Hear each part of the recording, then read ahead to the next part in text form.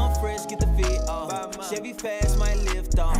Big chain, I'm a big dog. She can't keep her hands off. I've been grinding all week, ain't got no time to sleep. Shooting my shot like I play for the league. Young nigga, can't take no days off. Stick to the plan, stick it up. Count it up, run through the bands. Young nigga, stick to the plan, stick it up. Count it up, run through the bands. Young nigga, stick to the plan, stick it up. Count it up, run through the bands. Young nigga, stick to the plan, Lord. I can't take. What's going on, guys? Back with another one. I'm Glenn, back with another one, Tough Enough TV. I got a special guest today. I got my boy Will Brown on. What's going on, man? Hey, it's a blessing, man. Glad to be here. Love what you're doing. And any way I can add value, man, let's get it going. Let's get it going, man. Appreciate you for stopping by. Let's go. You got the St. Louis product. Tell us about your time at Hazelwood West, man. How was that experience? You know, Central was the big name, you know, a couple cats from East, but how was Hazelwood West over there? Yeah, West, it was definitely the low man on the totem pole when it came to the Hazelwood schools, but we had some good talent. G. I came in to the program in middle school, and so at Hazelwood West Middle, they prepared you through the same offense you would play in high school, and so I did get to learn early and understand what the coaching staff wanted. I played quarterback all the way up until sophomore season, and that was a time period where I had to decide, if I don't think I'm gonna be a professional quarterback or go to college playing quarterback, I'm gonna transition and work on playing running back and playing defense. And so, um, my coach, Coach Herron, he was cool, but like he just had a lot of off the field stuff going on. But he did love what he was doing, and he loved the kids. Talent wise, we had some elite talent. Lamarck Brown was probably the biggest recruit in Missouri at the time, even though he was at Hazelwood West. And so we did get a lot of attention coming through. Scouts were always around just to talk to him, but you know how recruiting go. Once one scout comes see one guy, they notice the other guys on the team too. And so preparing and getting ready for my last season of high school, um, I wasn't really being highly recruited, and so it was like I got to figure out how I can make this senior season the best that I can to make a mark to get to college. Yeah. And then you went on and going to Missouri S&T. How was that? You know, that's an engineering school, so it ain't like everybody just go there. But being a student athlete, how was that at that school? Missouri S&T is an engineering school. It's in Rolla, Missouri, so it's not popping. You ain't finna go there and just have a lot of fun in college. If you're looking for the big parties, we used to go kick it up at Mizzou and at Lincoln sometimes. But the school itself is very heavy in science and technology. About 90% of the students there are some type of engineer major. So that kind of got my mind focused on, all right, what's my long game? What I'm trying to do when I get done playing football that is still going to give me a lifestyle that I enjoy. And engineering and science and math, it was something I was passionate about. So I tell people, don't get into fields just for the money and think that that's going to carry you, because it is hard, bro. Like the statistics and the calculus and the physics, like it's tough. So you need some motivation. But I had a good group of friends, all my teammates, joined the fraternity Kappa Alpha Psi, you know, greatest fraternity in the world. And then I was able to network and just see how people who come from a city like me, who didn't necessarily have all of the resources, they went to this small school in Rolla, Missouri, and changed their families. True that. And so you had a good career at Missouri S&T. You played DB. You got invited to the Senior Bowl, which is only invites only, which is not easy to do. Tell us about that experience, you know, playing at the Senior Bowl and then seeing that level of the big time schools, the powerhouse athletes, and trying to get to the league and that competition there. Yeah, I think that was just a moment where I had to like stand on what I was talking about. I always had confidence in myself and felt like I should have been at a bigger school. But as you grow, you learn more. You understand that it's not that you should have been doing anything else. You was on the path you was supposed to be on. And once I got that invite and a chance to play against guys from Florida State and Texas and USC, all these places, it just kind of confirmed my confidence. I Yeah. got to practice and I'm out there like, man, they ain't that. They good. I respect my opponent, but anybody that'll tell you about college football, it's some guys who slip through the cracks who just don't go D1. And that don't mean that you don't have the ability to play at a high level. It just means that what's for you is for you. And once I got there and I saw how the scouts and the coaches and the recruiters were really they was on me. They was like, all right, Yeah. Brown, you from a small school, but you making plays, you're competing. Um, that's when I first learned about how agents kind of finesse and do some things that's a little shady, Yeah. little janky too, because it was just like all of these guys who didn't have agents in one place, and agents knew, all right, I got to try to connect and figure out who I can sign and end up having go through the draft process. And so I had about 3 or 4 agents that I had never heard of before start reaching out, and someone was offering me money. Someone was trying to hook me up with females. Like it was getting wild, bro. Yeah. But it just showed me that like you got to recognize people's character and see that a lot of players don't understand their value and they get manipulated in these situations. And so that was my first introduction to the business side of football, seeing how much media was around it. Because like I said, I played D2, so we never had a bunch of reporters or everybody at our games. And just to see this is a huge industry that I'm a part of now, I got to figure out not only how to get better and be the best defensive back when I'm going up against these caliber of players, I also got to understand how I can tap into the business around the game of football so that it could be a long, sustainable career. Right. Right. Would you say that was their biggest takeaway from the Senior Bowl is basically like learning the business side of it? Yeah, absolutely. I mean, I've always practiced and trained against guys who went D1, so it wasn't that I never saw that type of competition. Mm-hmm. But seeing how much money is in, or, I mean, it's money around it, but until you in the midst of it and you seeing it and you just got your whole day scheduled, and each touch point is either with interviewers or with coaches or with agents or with financial advisors or just people who want your attention while you're there for a week. And it's a little bit overwhelming, but it prepares you for being a pro. For sure, for sure. So tell us about your experience. You got an opportunity with the Titans. You went undrafted to the Titans, right? Yes, sir. So tell us about that, going to Nashville and getting that opportunity, going into a rookie minicamp and getting a chance to compete at the highest level that we know in NFL. No doubt. So I think it was one of those things that I always felt like it was in my path, but it didn't seem attainable at certain points. Like I didn't go to the big high school, I didn't go to the big college, Mm-hmm. and at a certain point, I started to really just focus on, all right, what am I going to do when I get done playing ball? Honestly, and until my senior year of college, and I had a coach, Coach David Brown. He really pushed me. Like he challenged me, wanted me to be more disciplined, become a better leader, and I had to lead by example. And I think that's what really prepared me for being a professional the next year. That senior season, how I was carrying myself, the things I was doing. And so once I got the scouts' attention, and I got that call, like it was crazy because I'm riding back from school because it's the third day of the draft. I don't know if I'm gonna get drafted. I don't know what's gonna happen. And I'm in the car and the draft ends, and so I didn't get picked up, but I wasn't tripping. I wasn't mad. I knew somebody was gonna sign me, and so I'm in the car with the homies, and my phone ring. It's a Nashville number, and three-way with my agent too. So my agent on the phone, and he just explaining it to me like they offering you this much money.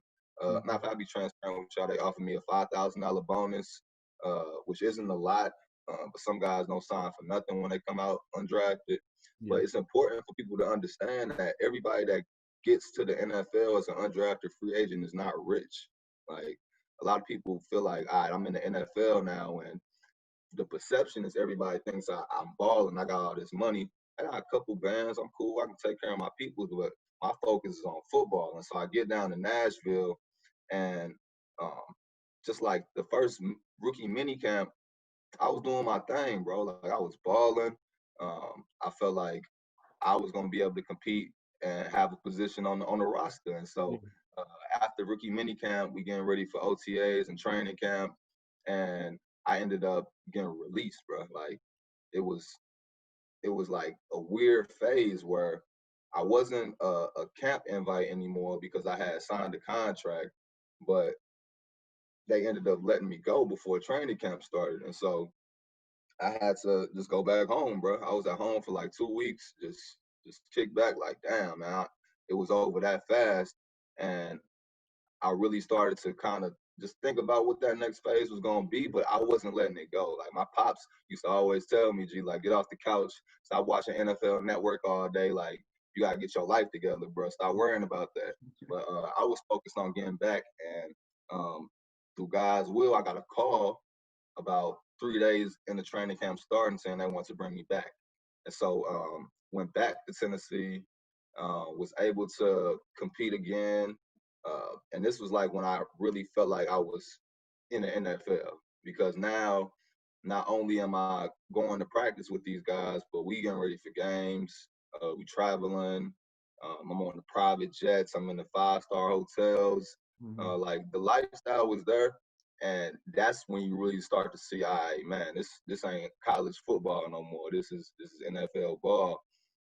But just those relationships and meeting guys like Michael Griffin, um, Jason McCourty, like these was the vets that kind of took me under their wing and showed me a lot. And I still stay in touch with Mike to this day. Um, but that brotherhood in Tennessee was real. Mhm. Marcus Mariota was coming in as a rookie, so it was a little bit of pressure on him, but he was so cool and just even killed that he made the team feel like it wasn't uh, an extraordinary amount of pressure. It was just here to handle. We was just here to handle business. And by the end of the preseason, I had played, put some good tape out, and felt like I was in a position to make that final roster, and I ended up getting cut, which hurt. But I Yeah. feel like I had tape. I can still bring up plays I made against the Falcons. I got to play against the Rams, which was crazy to me. Like Yeah. growing up in St. Louis and end up being in the NFL game playing against the Rams, like that's something I'll remember forever. But once they gave me the call and said they was gonna let me go, it was like a little limbo period to see if I was gonna come back on the practice squad, or if I was gonna go through waivers, get signed to somebody else's team. But just all together, that time and experience in Tennessee, it was everything I dreamed about, but it made me realize I needed to dream a little bit bigger. Mhm. Yeah. So now you got, so after all that, the dust settled. You now see. I don't know if this was the next stop, Exos, but now you're working at Exos. What was the, it was if it was a stop before? What was that stop, and how is your experience at Exos, one of the top performance trainers, technology, probably in the world? Mhm. So it was a few stops between. G, like the process was when I left Tennessee, I had a stop in Chicago. The Chicago Bears rocked with me for a minute. Then I ended up going to Canada. So I played a whole season up in Montreal for the Alouettes, and CFL football is live, bro. Like Yeah. you don't get paid as much, but they love the game up there. The fans is wild. And just the city of Montreal, it was a dope experience because it was like a French settled province, and so I got a culture shock. I got to learn, and that was a part of my process that I appreciate. My time in Montreal was definitely well spent, and I became a better player. And so I was preparing to get back to the NFL. Had a couple of tryouts, but nothing really popped off. So at that point, it was like, all right, I'm gonna start thinking about my engineering transition. Mhm. And so I took my first engineering job in St. Louis with a small company, memory foam mattress company called Glideaway. Didn't really like it, but it was good pay. You know what I'm saying? I was making bread, bought me a BMW, got me a loft downtown. So I'm gonna be living life either way. If I ain't playing in the NFL, I'm be living life.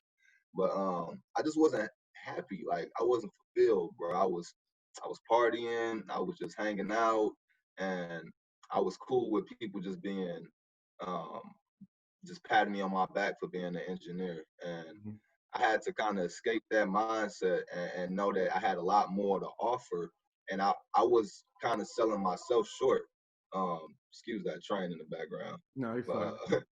yeah, I was kind of selling myself short, thinking that just getting this bread as an engineer was all that I needed to do. And so I knew what my passion was. I always loved science and technology, and I always loved sports. And so I was reaching out to companies like Nike, like Under Armour, like just any Adidas, anybody that was in sports and had some type of research and design and trying to apply for engineering positions. And I wasn't really hearing nothing back because everybody want to work in sports, dude. Like, Yeah. it's not like that's an easy job to attain. And so I thought back about my process, and I remember I had went to EXOS before the NFL draft, and I just remembered all of the technology they used for training, how many different networks they worked in, whether that be athletes, whether that be the military, whether that be corporate space. And so I reached out to find out about the internship program, and they was like, "We don't got nothing popping." I'm like, "Damn, still can't do that." And so I worked at Glideway for another year in St. Louis, still reaching out to Exos the whole time. Like, y'all got anything, I come and work. And eventually, about a year later, they reached back out and was like, "Hey, we got an internship opportunity. It's not gonna be paid. You're not gonna make no money. Would you be interested?" And I'm thinking like, I don't know, man. I need some bread. You like, like I told you, I done got used to my lifestyle. I'm not trying to go back to not making no money. Right. But I took it the risk, G. I talked to my friends and family, and they was like, you gotta push, bro. This is what you love to do. Take that leap of faith." And so I left the city, which is tough. I love St. Louis. I love my culture and just my community, but I knew I had to leave and see what other cities I could plant roots at. And Phoenix has been a good spot for me. And the internship was just an introduction to everything Exos does, training wise. We all know they train elite professional athletes, but I learned about how their technology works and how they set up these processes and systems to get the consistent results, but then also evaluate products for other companies and make sure that they're able to do what the client needs. And so it was like a mesh, best of both worlds. I'm around I'm around football, I'm around sports, but I'm also being challenged and learning about the industry, and that's been it's been fulfilling to this point. And Exos is not like any other company I've ever worked for because they give us a lot of autonomy. We was working from home before all of this pandemic stuff happened. I have a very just kind of team member feeling. And I know everybody said they got a team at work, but it's really a team at Exos. You never feel like you got to do it all on your own, or you never feel like people pressure you to be somebody you're not, which is something I'm big on. You got to be able to keep your character when you're at work. And so just all around, Exos, it's been a good stop for me. And I'm excited to see where it keeps going. For sure. I'm kind of at that point now. I moved from St. Louis to KC for a IT job, information technology, and it's not really my passion. My passion I found it like when I went on a visit to visit my big bro. He worked at Fox Studios up there with Fox Sports, and it was just like there was a whole nother side of technology that I wasn't really open to. Like I had never been exposed to it. You know what I'm saying? So that just opened my eyes up, and it kind of like put me into this space. So now I do these interviews, and I'm taking pictures of the sports and stuff, and so I'm connected that way. So it's like, all right, I'm trying to get, like you said, I'm reaching out to Fox, I'm reaching out to Tribune, so I could be on the sideline to take photos. Like, you got to do what you got to do if you're trying to get it. You know what I'm saying? This concludes part one of episode 8 with my boy Will Brown over there at EXOS. Part 2 will drop tomorrow, Saturday, the day after part 1. So let's get it. Stay tuned. Hit that subscribe button, comment, hit that thumbs up button. Do everything you need to do. Stay tuned.